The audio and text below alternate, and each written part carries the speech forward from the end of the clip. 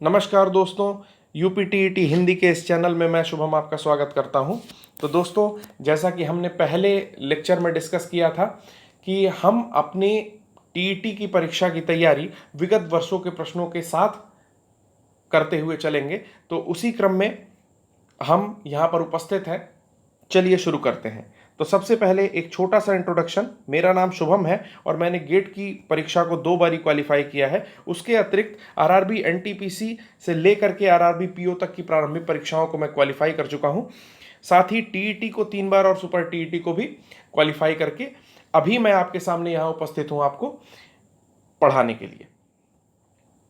तो आज की शुरुआत भी एक कोट के साथ करते हैं कि मेहनत वो सुनहरी चाबी है जो बंद भविष्य के दरवाजे भी खोल देती है।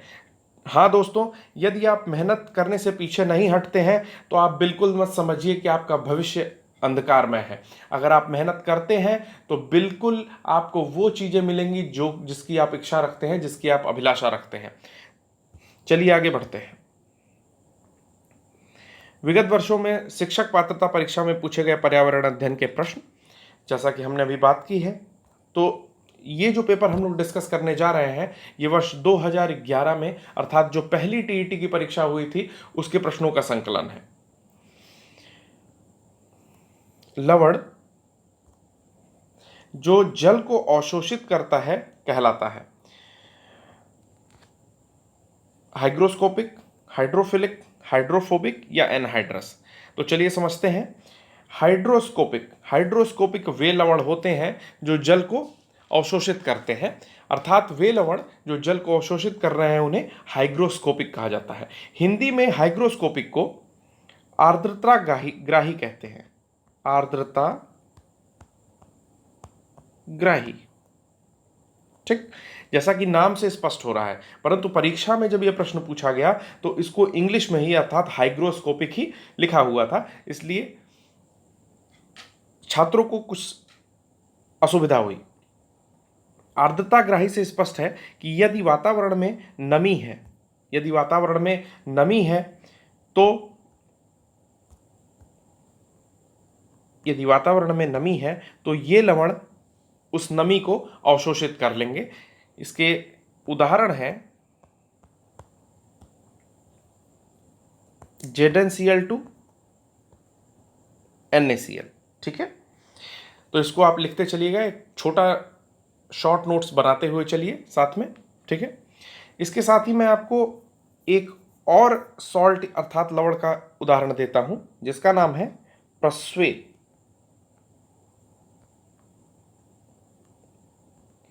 दोस्तों, प्रस्वेद क्या होता है? प्रस्वेद भी हाइग्रोस्कोपिक लवण के जैसा ही होता है, परंतु इसमें अंतर यह है कि पहले प्रस्वेद लवण खुद नमी को अवशोषित करते हैं और धीरे धीरे उसी नमी में घुल जाते हैं।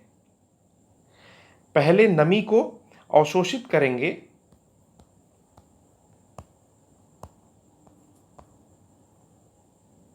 और फिर उसी नमी में घुल जाएंगे, ठीक है। ऐसे लवण को प्रस्वेद कहते हैं। यदि इसकी इंग्लिश पूछे तो इंग्लिश होता है डेली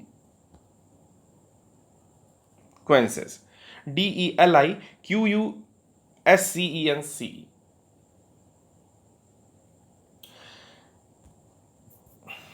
इसके उदाहरण हैं मैग्नीशियम क्लोराइड और कैल्शियम क्लोराइड, ठीक है। अब चलिए इन ऑप्शनों पर भी चर्चा करते हैं। अन्य ऑप्शन है हाइड्रोफिलिक और हाइड्रोफोबिक। तो हाइड्रोफिलिक और हाइड्रोफोबिक एक दूसरे के विपरीत गुणों वाले लवण हैं। हाइड्रोफिलिक फिलिक और फोबिक, ठीक। फोबिया मतलब होता है डर, हाइड्रो मतलब होता है पानी और फिलिक मतलब होता है लव, ठीक है।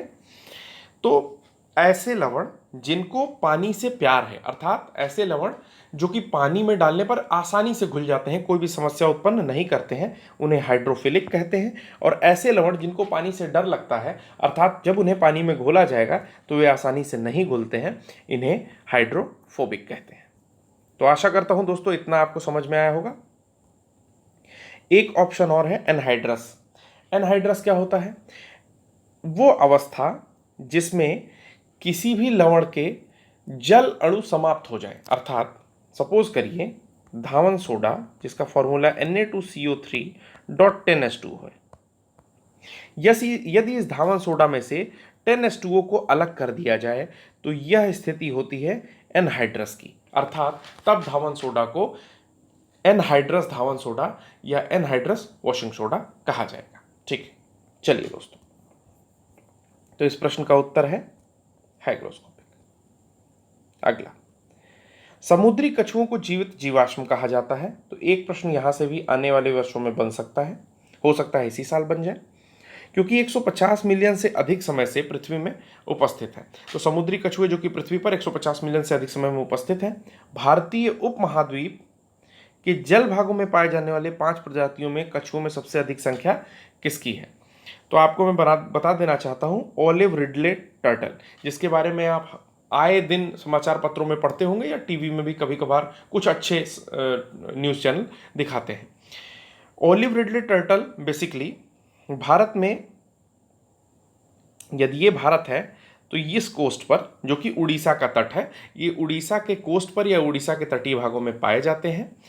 और चूंकि ये जो टर्टल होते हैं, अर्थात जो कछुए होते हैं, ये उभयचर होते हैं। रहते तो पानी में हैं लेकिन वो जमीन पर भी रह सकते हैं, उभयचर होते हैं। तो पानी में रहने के बावजूद इन्हें हर 30 से 35 मिनट बाद सांस लेने के लिए ऊपर पानी के आना पड़ता है। ठीक है, इनकी जो भी नेस्टिंग की प्रक्रिया है, अर्थात जो भी बच्चा देने के बाद की प्रक्रिया है या बच्चा देने की प्रक्रिया है, ये तटीय भागों में ही, यानी कि जो बालू होता है वहाँ पर ही संपादित होती है। ठीक है, और ये सबसे ज़्यादा, जैसे लिखा हुआ है कि ये सर्वाधिक संख्या है, इनकी संख्या सर्वाधिक है, तो ये सबसे ज़्यादा पाए जाते हैं। जब ये वयस्क हो जाते हैं तो नर तथा मादा दोनों का जो हाइट बोलिए या लेंथ बोलिए, दोनों की जो लंबाई होती है वो समान होती है, लगभग 2 फीट, और वजन 50 किलोग्राम होता है। ऑलिव जो रंग है ये इनका कलर के नाते पड़ा हुआ है, अर्थात इनका रंग जो होता है वो ऑलिव ग्रीन, यानी कि जैतून कलर से मिलता जुलता हुआ कलर होता है। तो इस प्रश्न का उत्तर है ऑलिव रिडले। अगले प्रश्न पर आते हैं, विश्व ऊष्मायन के लिए निम्न में से कौन एक कारक है? तो विश्व ऊष्मायन, सबसे पहले इसको समझते हैं, विश्व ऊष्मायन होता क्या है और किसे कहते हैं, क्यों होता है। ठीक है, विश्व ऊष्मायन का आप इंग्लिश आपको ज़्यादा आसान पड़ेगी, ग्लोबल वार्मिंग। ठीक, ग्लोबल वार्मिंग क्या होती है? पृथ्वी का तापमान बढ़ जाना, पृथ्वी का तापमान बढ़ जाना, इसी को ग्लोबल वार्मिंग कहते हैं। तो उसके लिए कौन सा एक कारक जिम्मेदार होगा? वाहनों से निकली गैसें, पेड़ पौधों से निकली गैसें, भट्टियों से निकली गर्म हवा, यानी कि सबसे अप्रोप्रिएट आंसर है वाहनों से निकली गैसें। ठीक है, ये मुख्य कारक है जो कि विश्व ऊष्मायन के लिए जिम्मेदार है। अब बढ़ता कैसे है? कोई भी फॉसिल फ्यूल या कोई भी जीवाश्म ईंधन, जीवाश्म ईंधन, कोई भी जीवाश्म ईंधन जब जलता है, क्या होता है? जलता है। जब जलता है तो कार्बन डाइऑक्साइड उत्पन्न होती है। अगर वो आधा जला हुआ है तो कार्बन मोनोऑक्साइड, यानी कि यदि कोई भी ईंधन या कोयला या कोई भी अधजलीय वस्तु है तो उससे कार्बन मोनोऑक्साइड, यदि वह जलती है पूरी तरह से तो कार्बन डाइऑक्साइड पैदा होती है। तो कार्बन डाइऑक्साइड जो पैदा होती है ये एक बहुत ही हानिकारक लेकिन मज़ेदार गैस है। अब मज़ेदार कैसे है? क्योंकि इसकी एक बड़ी अच्छी प्रॉपर्टी है। ये है हमारा सूरज। तो सूरज का जो तापमान होता है वो 6000 केल्विन के आसपास होता है, इसके सरफेस का तापमान। ठीक है, इसके सरफेस का तापमान 6000 केल्विन के आसपास होता है। तो जब सूरज की रोशनी पृथ्वी पर आती है, सूरज की रोशनी पृथ्वी पर आती है, चूंकि सूरज दूर है इसलिए छोटा बना हुआ है फोटो। पृथ्वी पर जब सूरज की रोशनी आती है तो एक कंसेप्ट होता है कि जिस वस्तु का तापमान जितना अधिक होता है, जब वो विकिरण निकालता है तो छोटे तरंग दैर्ध्य के विकिरण निकालता है। यानी कि higher the temperature of the sun और the body, lower will be the radiation it emits. यानी कि सूरज का तापमान अधिक है अतः वो छोटे विकिरणों को अपने से निकालेगा, ऐसे विकिरणों को निकालेगा जिनकी तरंग दैर्ध्य छोटी है। ठीक है, बचपन में आपने तरंग दैर्ध्य पढ़ रखा होगा, विकिरणों को मापने के लिए तरंग दैर्ध्य जो है एक पैमाना होता है जो कि मीटर में नापा जाता है। ठीक है, तो जब ये पृथ्वी पर आते हैं तो पृथ्वी के पास तो CO2 है हर जगह, ये विकिरण पृथ्वी पर पहुंचे और यदा कदा इधर उधर टकरा करके ये विकिरणों ने अपनी ऊर्जा को कम किया। तो अभी मैंने बताया कि जब तापमान अधिक है तो जो विकिरण निकल रहा है वो छोटे निकल रहे हैं। अब उन विकिरणों का तापमान धीरे धीरे घट जाता है तो वो विकिरण छोटे विकिरण से बड़े विकिरणों में यानी कि लॉन्ग वेवलेंथ के रेडिएशन में कन्वर्ट हो जाते हैं। अब ये लॉन्ग वेवलेंथ यहां पर उपस्थित CO2 के द्वारा एब्जॉर्ब या अवशोषित कर ली जाती है। ये लॉन्ग वेवलेंथ CO2 के द्वारा एब्जॉर्ब या अवशोषित कर ली जाती है और उस कारण से ये पृथ्वी को छोड़ करके बाहर नहीं जा पाती हैं। यानी कि जो विकिरण, जो सूर्य से विकिरण आया वो पृथ्वी पर इधर उधर लड़ता है तो उसे लौट भी जाना चाहिए, बहुत सारे विकिरण को लौट जाना चाहिए टकरा करके, परंतु चूंकि पृथ्वी के एटमॉस्फेयर में, पृथ्वी के वायुमंडल में कार्बन डाइऑक्साइड की जो मात्रा है वो कुछ बढ़ी हुई रहती है, इसलिए उसके अंदर जो विकिरण होते हैं वो अवशोषित हो जाते हैं और कुल मिलाकर के यही कारण होता है पृथ्वी का ओवरऑल या टोटल तापमान बढ़ाने में उत्तरदायी। ठीक है, तो आशा करता हूं ग्लोबल वार्मिंग का एक छोटा कंसेप्ट जो मैंने बताया वो आपको समझ आ गया होगा। चलिए अगले प्रश्न की ओर बढ़ते हैं। धातुमय प्रस्तर किसे कहा जाता है? तो पहला तो लिखा हुआ है धातुमय, अर्थात धातु यानी कि मेटल पाया जाता है, और प्रस्तर यानी कि पत्थर। ठीक, तो किसे कहा जाता है कि धातु है लेकिन पथरीले फॉर्म में है, यही तो पूछ रहा है किसे कहा जाता है। विटामिन ये एक प्रकार का कोयला है। बॉक्साइट ये अयस्क है, किसका अयस्क है? एल्युमिनियम का अयस्क है। बॉक्साइट से एल्युमिनियम का निष्कर्षण किया जाता है। मेटलाइट, मेटलाइट के बारे में अभी डिस्कशन करते हैं, अयस्क। ठीक, तो उत्तर प्रश्न के हिसाब से इस प्रश्न का उत्तर होगा अयस्क। क्यों? क्योंकि जो भी धातुएं जो कि पृथ्वी के नीचे से निकाली जाती हैं वो बेसिकली प्रस्तर या पत्थर के फॉर्म में होती हैं। सपोज करिए कि आप सोना निकाल रहे हैं तो सोना ऐसा नहीं होता है कि झुमका गिरा रे बरेली के बाजार में टाइप्स नीचे रखा हुआ है, ऐसा नहीं होता है। वो क्या होता है, एक पत्थर के में थोड़ा बहुत सा सोना उसी में अंदर पड़ा होता है, जिसको निष्कर्षण के बाद जब पृथ्वी से निकालते हैं उस पत्थर को तो उसके बाद सांद्रण करते हैं और अन्य कई सारी प्रक्रियाएं होती हैं जिसके माध्यम से शुद्ध सोना अलग किया जाता है। ठीक है, तो जो धातु में प्रस्तर है उसको अयस्क से बोला जा रहा है क्योंकि वो जो चीजें निकाली जाती हैं वो अयस्क होता है। ठीक है, जैसे आपका बॉक्साइट एल्युमिनियम का एक अयस्क है। ठीक है, अब आते हैं आपका मेटलाइड पर। मेटलाइड क्या होता है? मेटलाइड, मेटलाइड ऐसे तत्व होते हैं जिनमें कि मेटल और नॉन मेटल, ठीक है, यानी कि धातु और अधातु दोनों के गुण विद्यमान होते हैं। मेटलाइड वो तत्व हैं जिनमें धातुओं के भी गुण विद्यमान है और अधातुओं के भी गुण विद्यमान है। इसलिए कभी कभी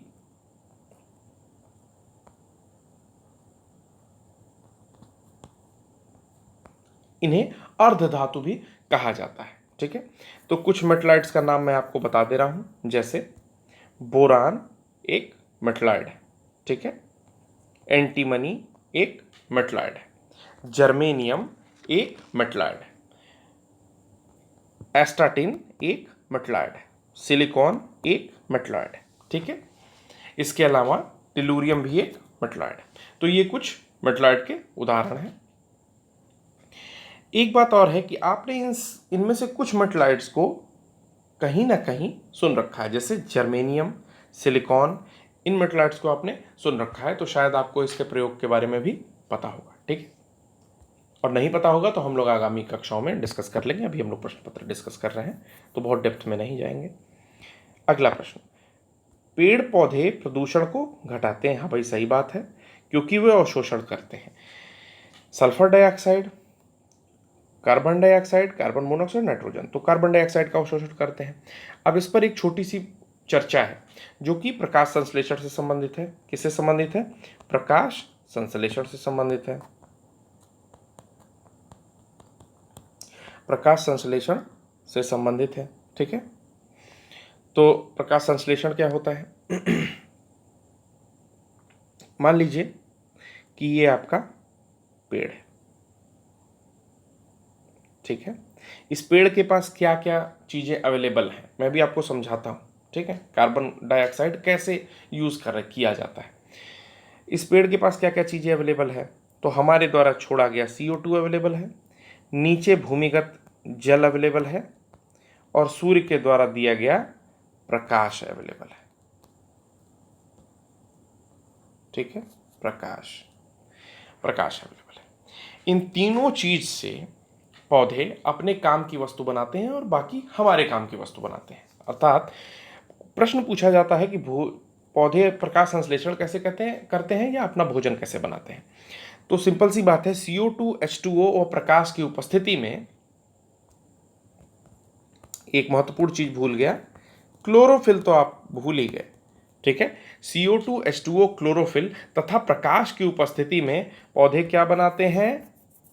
तो बच्चों, पौधे बनाते हैं अपना भोजन।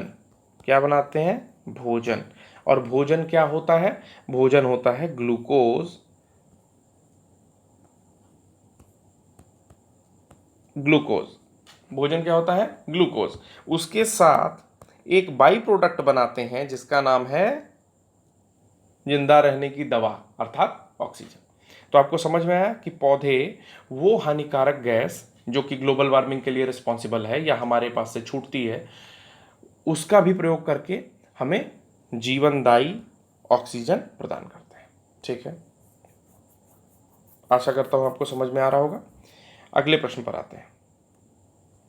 भूकंप मापा जाता है, ठीक है। तो भूकंप दोस्तों रिक्टर में मापा जाता है। रिक्टर एक स्केल है जो कि भूकंप का मापन करती है। भूकंप में भी ये मैग्नीट्यूड यानी कि परिमाण किसको मापती है? परिमाण, ठीक। कि किस स्तर का भूकंप आया है। आप देखते होंगे कहता है कि सॉरी वो तो तीव्रता होती है, बट ये परिमाण को मापती है जो रिक्टर स्केल है। इसके अलावा एक स्केल और है जिसका नाम है मर्केली स्केल, ठीक है। भूकंप से संबंधित एक चीज और जान जाइए, एपीसेंटर क्या होता है? एपीसेंटर या अधिकेंद्र होता है, सपोज करिए ये पृथ्वी है, सॉरी ऐसे समझिए, ये पृथ्वी का सतह है, भूकंप का जो मुख्य बिंदु है वो यहाँ कहीं है, ठीक। तो इस बिंदु के ठीक ऊपर, इस बिंदु के ठीक ऊपर धरातल पर जो बिंदु होगा, धरातल पर जो बिंदु होगा इसे ही एपीसेंटर कहते हैं। एपीसेंटर कहते हैं, ठीक है। उसके बाद 3 तरह की भूकंप तरंगे होती हैं, बस मोटी मोटा जानिए, आपके आगामी परीक्षाओं में ये कहीं ना कहीं पूछा जा सकता है। 3 तरह की भूकंपीय तरंगे होती हैं। पहली होती है पी वेव, दूसरी होती है एस वेव और तीसरी होती है एल वेव। तो जो एल वेव जो होती हैं, हालांकि ये सबसे धीरे चलने वाली वेव्स हैं या तरंगे हैं, परंतु पृथ्वी पर ये सबसे ज़्यादा विनाशकारी तरंगे हैं। अर्थात पृथ्वी पर जो मैक्सिमम विनाश होता है वो एल वेव के कारण होता है। जो पी वेव होती हैं ये सबसे तेज चलने वाली तरंगे हैं, ठीक है। और ये तरंगे ठोस, सॉलिड, लिक्विड दोनों माध्यमों में चलती हैं, अर्थात ठोस तथा द्रव दोनों में चलती हैं। आइए, इसके अलावा जो रिक्टर स्केल है ये चूंकि पुरानी स्केल है तो अब इसका उतना यथार्थ नहीं होता। तो इस समय जो सबसे फेमस स्केल है, अर्थात सबसे फेमस पैमाना जो कि भूकंप के मापन में सहयोगी है, उसको मोमेंट मैग्नीट्यूड स्केल कहा जाता है। मोमेंट मैग्नीट्यूड स्केल कहा जाता है, ठीक है। एक चीज और है, इसके अध्ययन को सिस्मोलॉजी कहते हैं। मैंने आपको पहले ही अध्ययन में बताया, पहले ही क्लास में बताया था कि लॉजी मतलब होता है अध्ययन। तो इसके अध्ययन को कहते हैं सिस्मोलॉजी। क्या कहते हैं?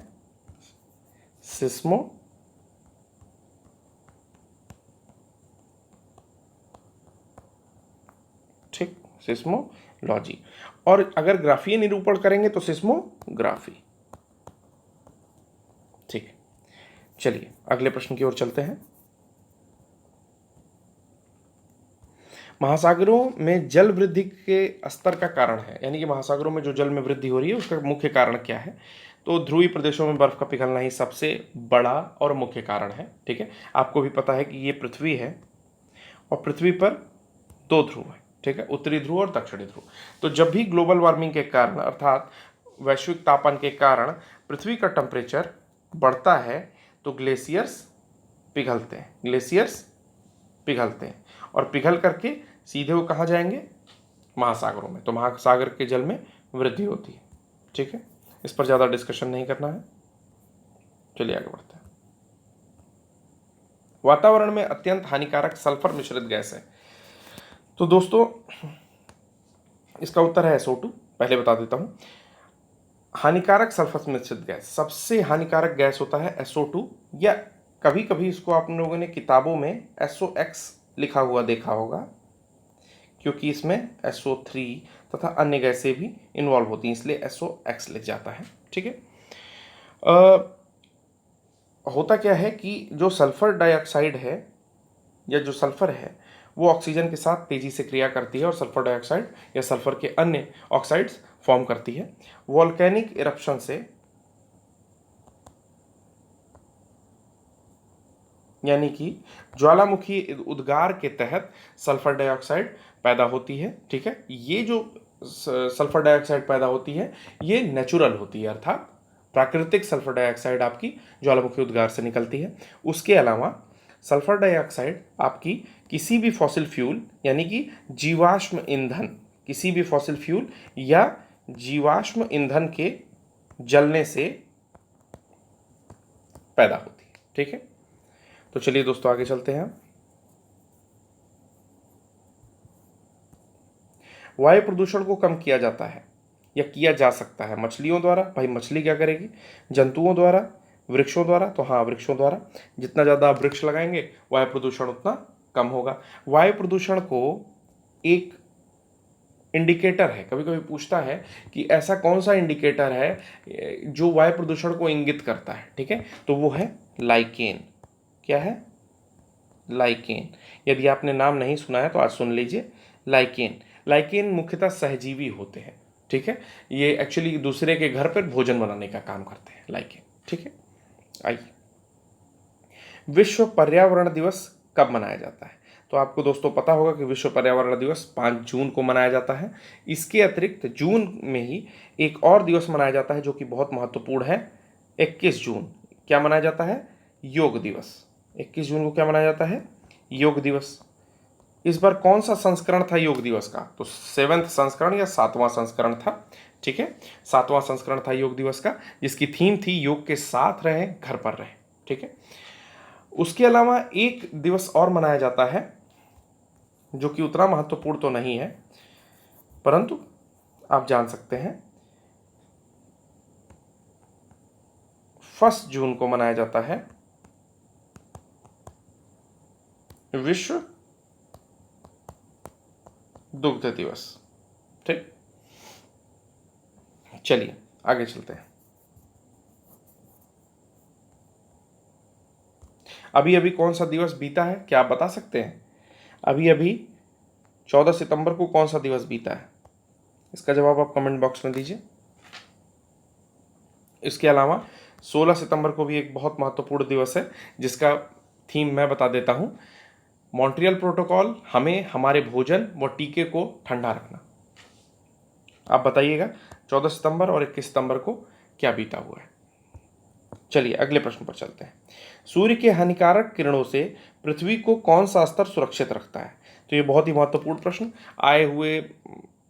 आने वाले आगामी परीक्षाओं में हमेशा पूछ सकता है, या विगत वर्षों में भी इस से संबंधित विषयों पर प्रश्न पूछे हुए हैं। तो सूर्य से कौन सी हानिकारक किरणें आती हैं? सबसे पहले तो जान लीजिए, UV यानी कि अल्ट्रावायलेट किरणें आती हैं, पराबैंगनी किरणें, पराबैंगनी किरणें। ठीक है, पराबैंगनी किरणें सूर्य के द्वारा आती हैं। तो भैया आ कहाँ नहीं पाती हैं? पृथ्वी पर फिल्टर होकर पहुंचती हैं। किसके कारण? ओजोन मंडल के कारण। ठीक है, चलिए समझते हैं मंडल। पृथ्वी का जो वायुमंडल है उसको मुख्यतया 5 भागों में बांट दिया गया है। तो सबसे नीचे के मंडल को कहते हैं क्षोभ मंडल। ठीक है, जो कि लगभग 10 किलोमीटर तक की ऊंचाई का है, जिसमें बिजली का चमकना,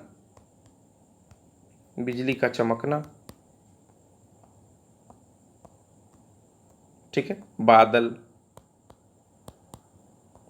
अन्य प्रकाशीय क्रियाएं जैसे इंद्रधनुष, ठीक है, ये सारी कुछ किस में होती हैं? क्षोभ मंडल में होती है। ठीक है, अब क्षोभ मंडल के बाद इसके ऊपर वाले स्तर को क्या कहते हैं? समताप मंडल। ठीक, समताप नाम से ही पता चल रहा है आपका, समताप यानी कि तापमान समान है। यहां पर इसीलिए क्या चलता है? वायुयान। क्षोभ मंडल के ऊपरी परत में और समताप मंडल के निचली परत पे वायुयान उड़ता है। ठीक है, तो आपको यहीं तक समझना है। उसके बाद आता है आपका मध्यमंडल। ठीक है, मध्यमंडल के ऊपर आता है आपका तापमंडल या आयन मंडल। फिर आता है बहिर्मंडल। ठीक, समझते हैं। मैंने बताया 10 किलोमीटर तक जो है क्षोभ मंडल को लगभग 10 किलोमीटर तक माना जाता है। और 10 से लेकर के 50 किलोमीटर, अर्थात ये क्षेत्र 10 से लेकर के 50 किलोमीटर तक का क्षेत्र, इसमें तापमान स्थिर होता है तथा ओजोन की उपस्थिति होती है, जो पृथ्वी पर पराबैंगनी किरणों को आने से रोकता है। ठीक है, तो चलिए ओजोन के बारे में कुछ और तथ्य जानते हैं। पहला तो हमने जाना कि ये ओजोन मंडल कहाँ स्थित है। तो 40 किलोमीटर की मोटाई में ओजोन मंडल स्थित है। ओजोन का फॉर्मूला होता है O3। ठीक है, तो आपको देख करके लग रहा है कि किससे बना हुआ है? O2 में O जोड़ने से। बिल्कुल सही है आप। ये नवजात ऑक्सीजन है, जब जुड़ती है तो ओजोन फॉर्म होता है। ठीक है, इसके अलावा ओजोन की जो परत है उसमें छिद्र भी है। तो छिद्र कैसे हुआ? ओजोन की परत में छिद्र कैसे हुआ? तो ओजोन की परत में छिद्र हुआ था CFC के कारण, क्लोरोफ्लोरोकार्बन्स के साथ कारण, जो कि कहाँ से निकलती थी? हमारे फ्रिज यानी कि रेफ्रिजरेटर और AC यानी कि एयर कंडीशनिंग डिवाइसेस से निकलती थी, जिसके कारण ओजोन की परत में छिद्र हो गया। क्योंकि ये जाती थी, ओजोन से क्रिया करती थी, ओजोन को नष्ट कर देती थी। ठीक है, तो धीरे धीरे बहुत वर्षों बाद पता चला कि भाई ये तो दिक्कत हो रही है। इसके लिए मॉन्ट्रियल प्रोटोकॉल नामक एक समझौता हुआ कि मत यूज करिए आप CFC, क्योंकि बड़ी ज़्यादा विश्व को लॉस हो जाएगा अगर छेद और बढ़ गया। ठीक है, डॉब्सन, ओजोन की जो परत है उसकी मोटाई नापने के लिए एक यूनिट होती है जिसको डॉब्सन कहते हैं। चलिए अब आगे चलते हैं। आशा करते हैं कि ये भी समझ में आ गया होगा आपको। किसी जगह का फ्लोरा और फौना सूचित करता है। तो फ्लोरा को आप समझिए फूल से। ठीक है, और फूल कहाँ होगा? पेड़ों पर होगा। कहाँ पर होगा? पेड़ों पर होगा, वृक्षों पर होगा, पौधों पर होगा ना। ठीक है, तो बस इसी से अंदाजा लगाइए फ्लोरा के प्लेस पर पेड़ पौधे केवल यहाँ पर उपस्थित है। तो ऑप्शन हो गया आपका ये। ठीक है, यानी कि फ्लोरा से अब मैंने बताया फूल कहाँ पर होगा? पेड़ पौधे वृक्षों पर होगा। तो फ्लोरा मतलब होता है पेड़ पौधे और फौना मतलब होता है जंतु। ठीक है, आगे चलिए। पारिस्थितिकी तंत्र का उदाहरण है। तो मैंने पारिस्थितिकी और पारिस्थितिकी तंत्र में एक छोटा सा अंतर बताया था जब हम लोग सिलेबस डिस्कस कर रहे थे। तो मैंने बताया कि जो पारिस्थितिकी होती है यानी कि इकोलॉजी जो होती है, जो किसी भी जानवर या किसी भी जानवर ही कह लीजिए, ठीक है, किसी भी जीवित वस्तु या जानवर तथा उसके समुदाय के पारस्परिक अध्ययन, ठीक है, जो उसका समुदाय है, उसके आसपास में जो भी उसका समुदाय है, ठीक है, उसके क्रिया का पारस्परिक अध्ययन जो है वो इकोलॉजी के अंतर्गत आता है। और इकोसिस्टम क्या है? केवल संबंध को डिफाइन करना इकोसिस्टम है। ठीक है। तो एक पारितंत्र का उदाहरण कौन सा है, तो तालाब होगा, क्योंकि वायु जल मृदा ये कोई पारितंत्र नहीं है। पारितंत्र क्या होता है, जैसे तालाब, जैसे रेगिस्तान, ठीक है, इस तरह की चीजें पारितंत्र होती हैं, यानी कि सिस्टम होती हैं, कोई सिस्टम है, ठीक है। आइए अगला प्रश्न है, कौन जीवीय कारक नहीं है। भाई कौन जीवीय मतलब जीवन से संबंधित है, यानी कि कौन सा जिंदा नहीं है। पेड़ पौधे यहाँ जिंदा है, जंतु जिंदा है, सूक्ष्म जीव वो भी जिंदा है। प्रस्तर, प्रस्तर यानी कि स्टोन, अभी मैंने बताया था पत्थर, तो भाई ये जिंदा नहीं है बिल्कुल, तो प्रस्तर इसका उत्तर होगा। अगला प्रश्न है, अधिकतर पेड़ पौधे पाए जाते हैं। तो अधिकतर पेड़ पौधे आप भी देख रहे हो कहाँ पाए जा रहे हैं, स्थल मंडल, हाँ बिल्कुल स्थल मंडल में ही पाए जाते हैं। जल मंडल में मैंने तो कोई पेड़ नहीं देखा, कुछ कुछ पेड़ होते हैं जो मैं सुंदरवन में पाए जाते हैं, सुंदरी वृक्ष में आगे डिस्कस करूंगा, मैंग्रोव्स बोलते हैं उनको। वायुमंडल में पेड़ नहीं होते, हवा में पेड़ नहीं होगा, क्यों, क्योंकि उसे पानी चाहिए, ठीक है। कुछ वायुवी भी होती हैं जड़ें, आपकी बात बिल्कुल सही है, ठीक है। और प्रकाश मंडल में पेड़ नहीं होते, यानी कि अधिकतर पेड़ पौधे जो फौरी तौर पर अगर देखा जाए मोटे रूप में, तो आपका स्थल मंडल में ही सारे पेड़ पौधे पाए जाते हैं। परंतु अगर यदि यह पूछे कि पृथ्वी पर उपस्थित जो ऑक्सीजन है उसमें से मैक्सिमम जो ऑक्सीजन है वो कहाँ से पाई जाती है, तो आप बिल्कुल उसका उत्तर लगाइएगा जलमंडल में। जी हाँ दोस्तों, जलमंडल से मैक्सिमम ऑक्सीजन आपकी मिलती है, स्थल मंडल से भी ज्यादा ऑक्सीजन जलमंडल से हमें मिलती है, ठीक है। अगला प्रश्न है, अन्य मृत जंतुओं पर निर्वाह करने वाले प्राणी, यानी कि जंतु मृत है उस पर आपका कोई प्राणी निर्वाह कर रहा है। तो पहला होता है पैरासाइट, इसको बोलते हैं परजीवी, परजीवी, ठीक। यानी कि परजीवी क्या होता है कि दूसरे के ऊपर जीवन जी रहा है, परजीवी है, यानी कि कोई लिविंग थिंग्स है उसके ऊपर जी रहा है, तो परजीवी है, ठीक है, उसी से अपना भोजन प्राप्त कर रहा है। दूसरा आता है डीकंपोजर। डीकंपोजर मतलब क्या होता है, अपमार्जक। अपमार्जक मतलब क्या हुआ कि सड़े गले या मृत जीव जंतुओं पर,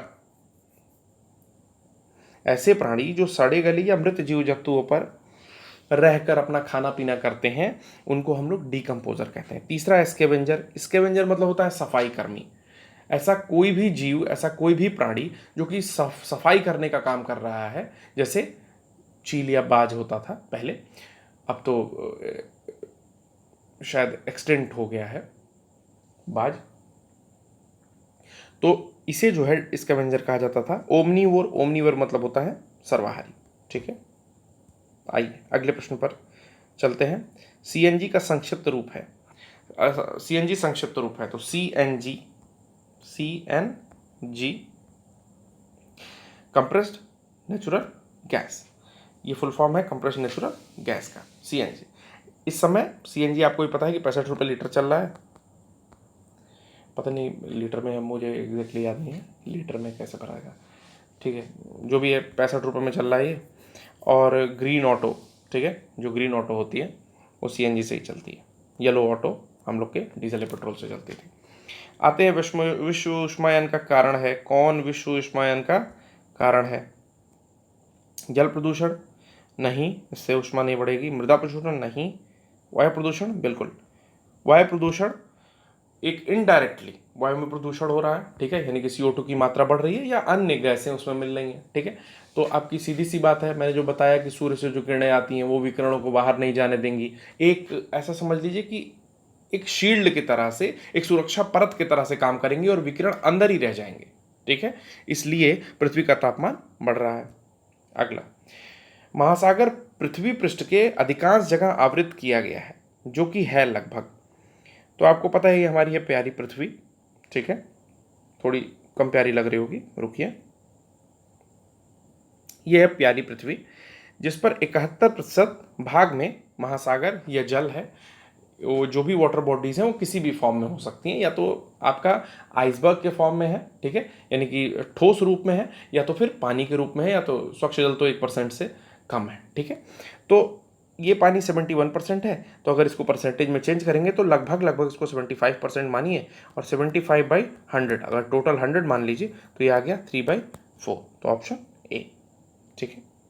अगला, स्टेलेक्टाइट व स्टेलेग्माइट में निक्षेपण होता है। देखिए बहुत ही प्यारा क्वेश्चन है।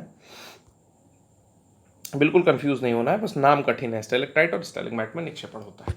होता क्या है, जब भी भूमिगत जल, देखिए जल किसी भी प्रकार का हो, चाहे भूमिगत हो या ऊपर हो, यदि उसे मौका मिलेगा तो वो अपर्दन की क्रिया अर्थात इरोजन की प्रक्रिया करेगा।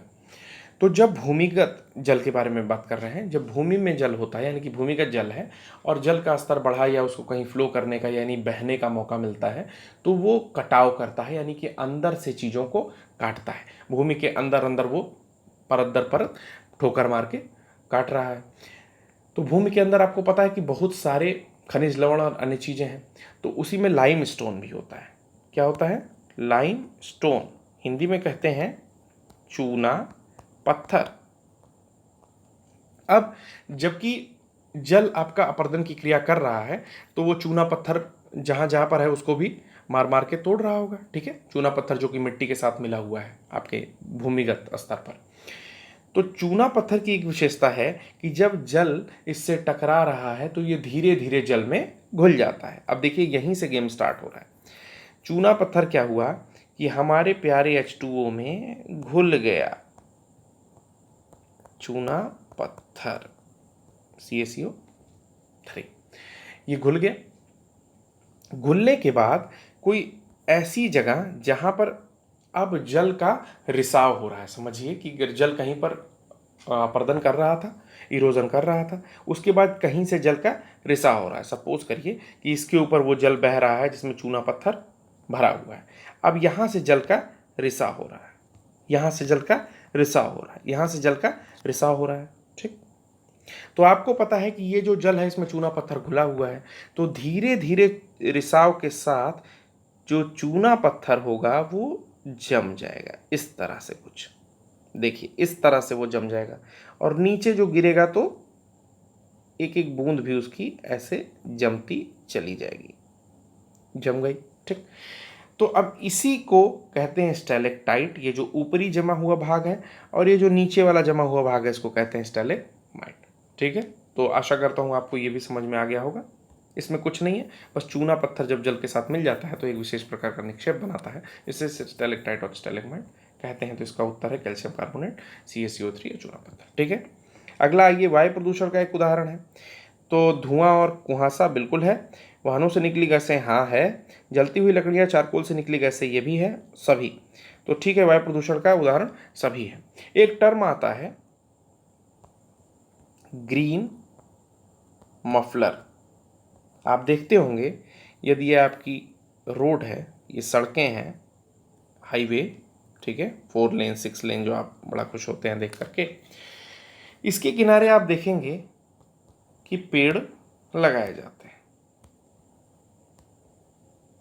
ठीक है, कभी कभी बीच में भी पेड़ लगाए जाते हैं। ठीक, तो ये पेड़ वायु प्रदूषण को तो रोकते ही रोकते हैं, परंतु इनका एक मेन काम है जिस कारण से इन्हें ग्रीन मफलर कहा जाता है, वो ये है कि ये ध्वनि प्रदूषण को भी रोकते हैं। अर्थात ये टर्म ग्रीन मफलर ध्वनि प्रदूषण से या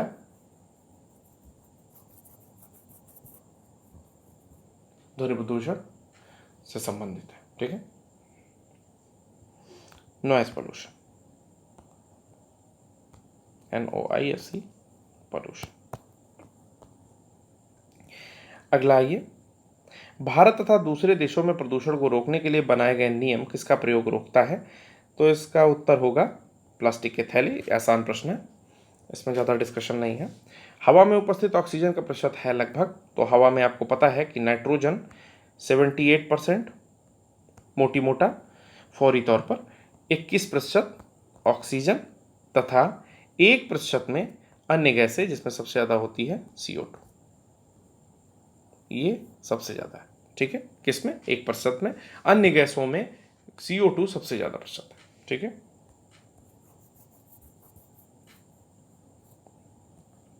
तो इसका उत्तर हो जाएगा आपका 21%। फिर आता है परम तापक्रम पैमाना कौन सा है? तो परम ताप यानी कि एब्सोल्यूट एब्सोल्यूट टेम्परेचर।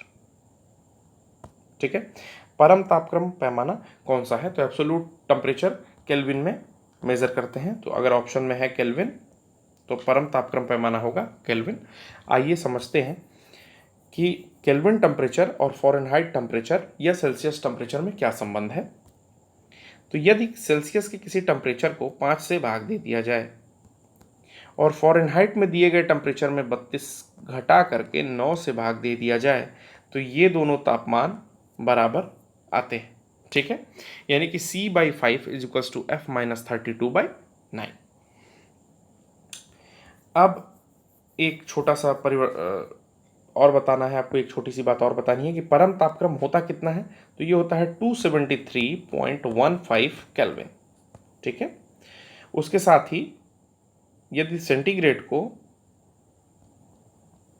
273 जोड़ दिया जाए तो केल्विन पैमाने में कन्वर्ट हो जाता है। ठीक है, आइए आगे बढ़ते हैं। दोस्तों, मैंने आपसे पहले भी कहा है कि आप मेरे डिस्कशन को बिल्कुल एक नोट्स के माध्यम से या एक शॉर्ट नोट क्रिएट करते हुए ही पढ़िए। अगला प्रश्न है, प्रकाश संश्लेषण संपादित होता है। तो अभी हमने प्रकाश संश्लेषण में समझ लिया क्या क्या होता है कि अगर एक पेड़ है तो उसके पास होता है जल, उसके पास होता है CO2 जो हम लोग छोड़ रहे हैं, और उसके पास होता है क्लोरोफिल, क्लोरोफिल। उसके बाद होता है सूर्य का प्रकाश। क्या होता है? सूर्य का प्रकाश। तो किस में संपादित होता है? चूंकि क्लोरोफिल भी एक महत्वपूर्ण घटक है, अर्थात जो पौधे हरे हैं, ऑप्शन सी या ऑप्शन 3, जो पौधे हरे हैं प्रकाश संश्लेषण मात्र उन्हीं में होता है। चलिए अगले प्रश्न पर चलते हैं। ध्वनि प्रदूषण मापा जाता है तो डेसिबल में मापा जाता है। ठीक है, 80 डेसिबल तक मनुष्य के लिए जो आवाज़ होती है वो हानिकारक नहीं होती है। इस तरह से दिखाया जाता है dB डेसिबल। 80 डेसिबल तक की आवाज़ मनुष्य के हानिकारक नहीं होती है, परंतु 100 डेसिबल की आवाज़ यदि मनुष्य देर तक अर्थात 1 घंटे तक सुनता है तो वो उसके साथ बहुत सारी परेशानियाँ हो सकती है। कान से खून आ सकता है, बहरा हो सकता है, अन्य कई सारी परेशानियाँ होती हैं। ठीक है, कौन सा पर्यावरण के लिए हानिकारक है? तो आपको भी पता है कि प्रस्तुत ऑप्शन जो है उसमें प्लास्टिक हमारा पर्यावरण के लिए हानिकारक है। अगला प्रश्न है, पारिस्थितिकी तंत्र एवं प्रकृति का संरक्षण तथा उनके प्राकृतिक वातावरण में।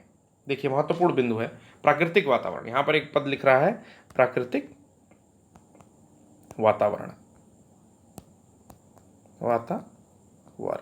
ठीक है, तो प्राकृतिक वातावरण में प्रजातियों का जीवनक्षम जनसंख्या का रखरखाव एवं प्रतिप्राप्ति के लिए प्रयुक्त पद है। जीवनक्षम जनसंख्या का रखरखाव और प्रतिप्राप्ति। ठीक है, तो चूंकि जब भी प्राकृतिक वातावरण की बात करता है तो इसको स्वस्थानीय संरक्षण के अंतर्गत लिया जाता है। यानी कि स्वस्थानीय संरक्षण एक तरह का संरक्षण है जिसमें किसी भी जीव जंतु यानी कि प्रकृति को या पारिस्थितिक तंत्र को उसके प्राकृतिक वातावरण के अंतर्गत ही बढ़ाया, पुष्पित, पल्लवित किया जा रहा है, आगे की ओर ले जाया जा रहा है। ठीक है, जो भी संरक्षण है वो एक प्राकृतिक रूप से क्रिएट है, यानी कि नेचर के द्वारा प्रदत्त है। ठीक, जबकि ex-situ इसको इन सीटू बोलते हैं, INSITU, इन सीटू कंजर्वेशन, स्वस्थानीय संरक्षण। अपस्थानीय संरक्षण ex-situ संरक्षण में क्या होता है कि इसमें जो भी पारिस्थितिक तंत्र है या प्रकृति का संरक्षण है वो एक बाह्य वातावरण बना करके, ठीक है, उसमें किया जाता है, जो कि प्राकृतिक संरक्षण नहीं होता है, अप्राकृतिक या बाह्य वातावरण में किया जाता है।